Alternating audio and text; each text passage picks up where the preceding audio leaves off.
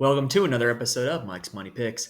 Today on the podcast, we're going to be starting our 32 NFL team previews for fantasy football for the 2023 season. And what better way to kick things off than the defending Super Bowl champion Kansas City Chiefs. Now, we're trying something a little bit different here with this episode. Going to kind of see how it goes, but we are going to be posting this one to YouTube. I finally got a little bit of a setup upgrade, and so I can record myself on screen and on the podcast at the same time. It's kind of nice.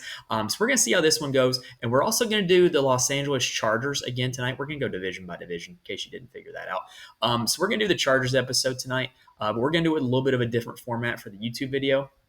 So what I want you guys to do, if you are a longtime listener of the podcast or a first-time listener of the podcast and you're watching this on YouTube, let me know what you think about the format. Let me know which one works better, the Chiefs or the Chargers, because that can be the one that I kind of make my default template for the rest of the 30 team previews that I'm going to be doing after these two. Now, if you are a first-time listener on YouTube, make sure you subscribe to the channel. We are going to be if this goes well, I should say, we are going to start doing our videos regularly on YouTube as well as the podcast, which will still be on Spotify and Apple Podcasts and iHeartRadio and all of that. Please hit the like button on YouTube. You don't have to smash it like a lot of the other channels say. Just hit it. Just click it. That's fine. And works just the same. I really do appreciate it. Please rate and review the podcast on Spotify, Apple, or wherever else you're listening. Also, it is best ball draft season for fantasy football. So if you play best ball fantasy football, if you're interested in getting into best ball fantasy football, head over to the Underdog Fantasy app. Use my promo code MConnelly88. It's from my personal account. You'll get your first deposit matched up to $100. I've personally really enjoyed drafting best ball on Underdog, and I'm going to talk about a little bit of how that plays with the rankings for these teams. So let's go ahead and get things started here. Let's start talking about the Kansas City Chiefs. But first, let's get a quick word from our friends at Spotify.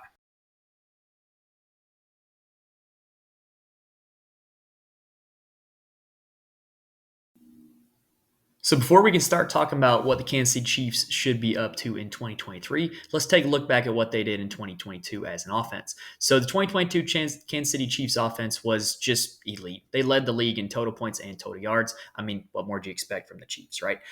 They also led the league in passing yards. However, they were 20th in rushing yards. They kind of just haven't really found the run game to support that passing game, even though the offense is still the most effective in the league. They were also 11th in total plays and 6th in pass rate. So if you want to kind of inverse that, if they're 6th in pass rate, the percentage of plays that are passes, then that means that they were 27th in rush rate and the amount of plays that were runs.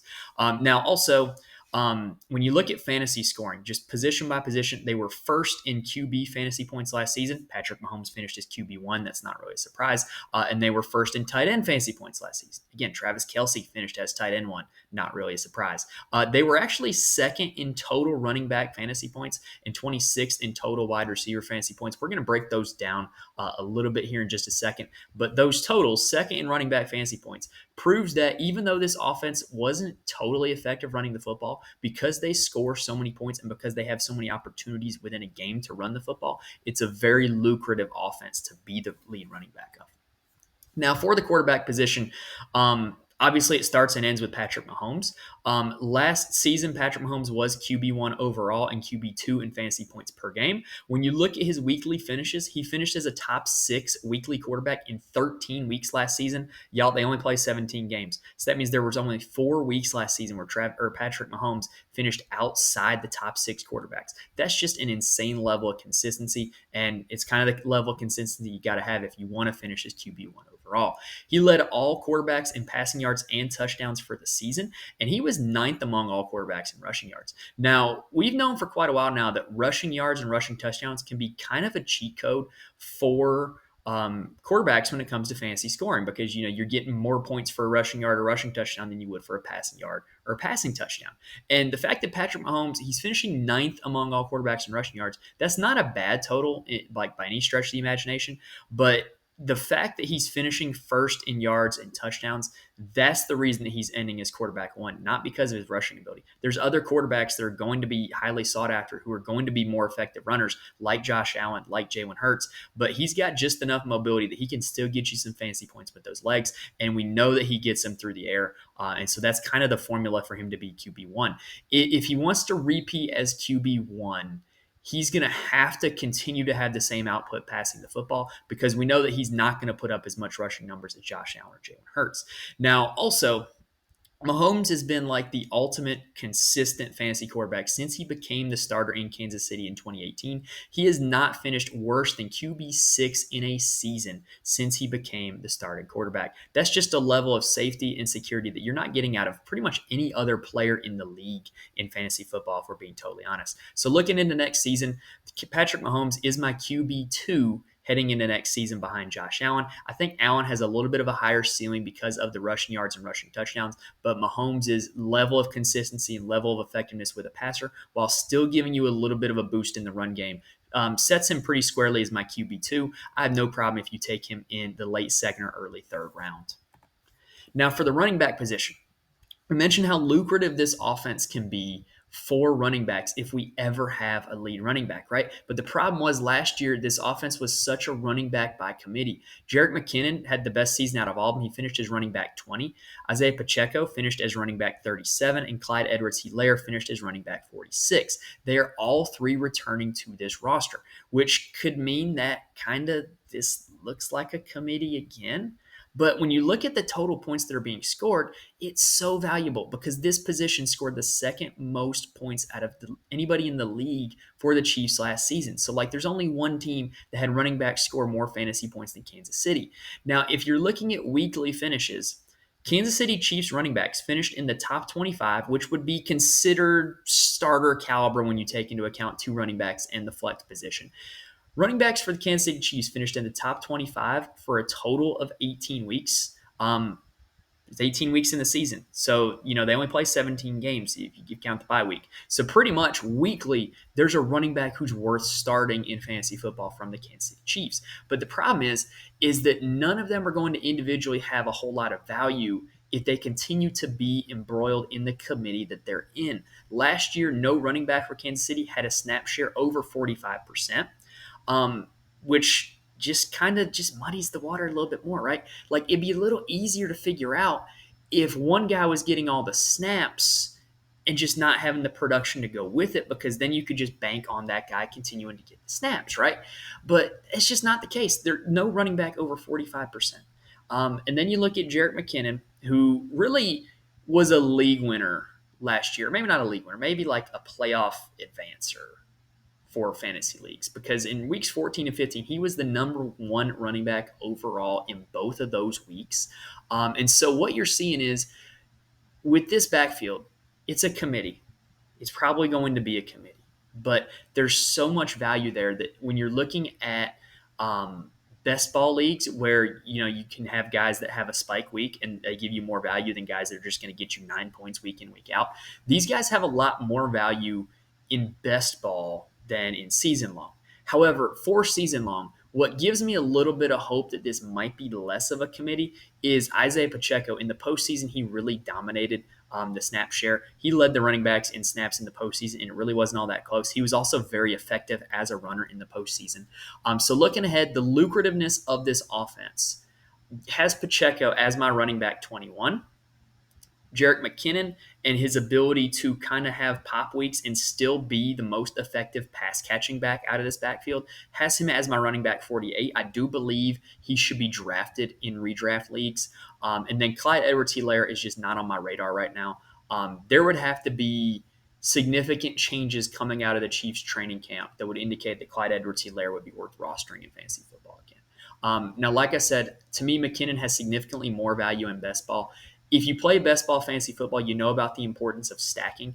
I have Patrick Mahomes in a few of the best ball teams that I've drafted already. My preferred stack for Mahomes is Jerick McKinnon, because in the games that McKinnon does well, it's receiving out of the backfield and it's scoring receiving touchdowns. Those 2 weeks where he was RB1, Patrick Mahomes had great weeks as well. So I think he's a great stacking candidate in best ball. I think he's got a lot more value in best ball than he does season long. But I do believe that because of that pass catching ability and because of the chance that he could end up in a feature back role should Pacheco or Edwards-Helaire get hurt, Jerick McKinnon should be drafted in redraft leagues. All right, now let's take a look at the wide receiver position for Kansas City. So last season, Kansas City only targeted the wide receiver position 300 total times over the course of the season, which is 31st in the league. It's It's pretty low, like it's really low, like really, really low. The team also had the second most targets to tight ends in the league. The only team that had more targets to tight ends was Baltimore. And then they also targeted running backs a total of 112 times. So the passing offense last year in Kansas City, it was their first year without Tyreek Hill as just an elite offensive weapon. And they really didn't feature the wide receiver position as much as they had in recent years. In terms of individual receivers last year, Juju Smith-Schuster led the wide receiver room with 101 targets and a 17.4% target share last season, and he finished as wide receiver 27 for the season.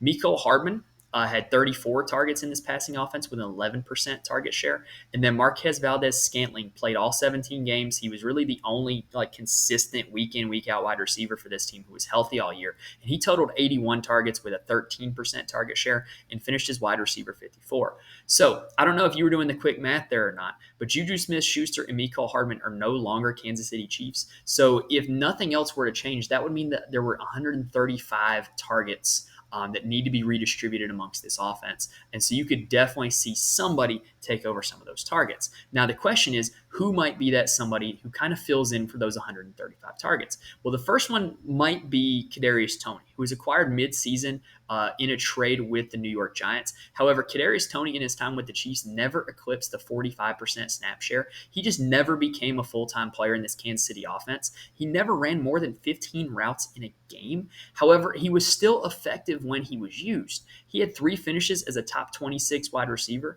and he only played 7 active games with the Chiefs. So when he was out there, he was being utilized. He had a 28.6% target rate, which means that when he was in and the Chiefs were passing the ball, about 2 out of every 7 times it was going the way of Kedarius Toney. If you were to extrapolate that over the course of a whole season, it would be a massive target rate. It would be a massive target share. But the problem is, if he's not going to be a full-time player, he's not going to play enough snaps or get enough volume of targets to make that worthwhile. Now, Sky Moore was a rookie last season who I was really high on, and I kind of had to admit I was a little wrong on him. However, he did have flashes. He had 33 targets last season, only on a 28.5% snap share. There were a few games that he had that were not terrible performances where he kind of shined as the Chiefs starting slot. In the Super Bowl, he caught a touchdown out of the slot. I have a little bit of hope that Sky Moore could step into a bigger role this season with all those targets vacated from Juju Smith-Schuster and from Mecole Hardman. Now, Rashee Rice is a name to monitor. He was drafted in the second round out of SMU this offseason.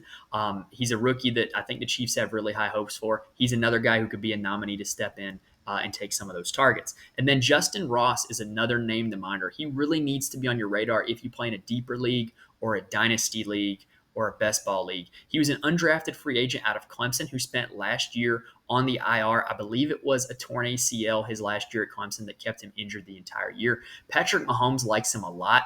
He looks really good on tape when you look at what he's doing in training camp, and he was a quality player when he was at Clemson. So he does need to be on your radar if you're in a deeper league or a dynasty league. But Justin Ross, at this point, I don't really think you can put too much stock into him until we start to see stuff bear out in the preseason or maybe even in week 1 or 2.